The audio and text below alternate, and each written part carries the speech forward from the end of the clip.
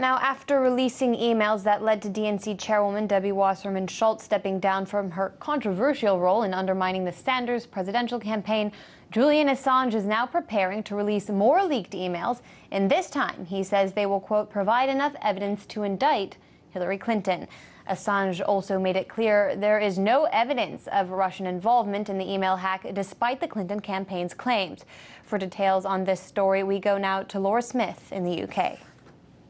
Julian Assange, the founder of WikiLeaks, of course, is still holed up in the Ecuadorian embassy here in London. But once again, he's proven that he's not just sitting there twiddling his thumbs. Not content with releasing 20,000 emails from the Democratic National Committee, Assange now says he'll be releasing more material that he says will provide enough evidence to see Hillary Clinton arrested. He's given a series of interviews in which he says that there's no proof whatsoever that the emails that he's already released came from Russian sources. He says that the DNC servers were ripe for hacking, that they're riddled with holes, and that documents hacked over a number of years are out there in the public domain in multiple copies. He says when the Clinton campaign talks about having proof that the emails were hacked by Russians, he says, I don't know what they're talking about, but they're not talking about my leak.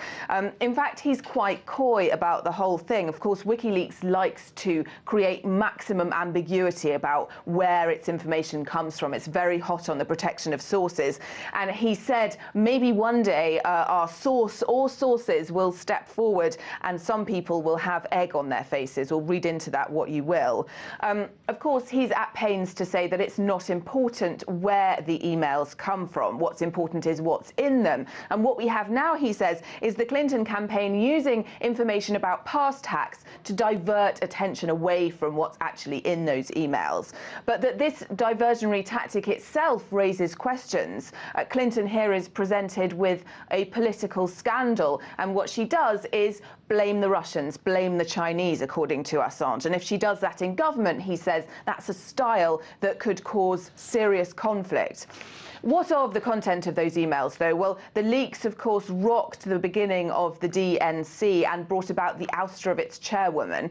What they do, Assange says, is show collusion at the very top of the Democratic Party to get rid of Bernie Sanders. He argues that Clinton, of course, may have won the nomination anyway, but now it's impossible to know, so that her nomination de facto has no political legitimacy.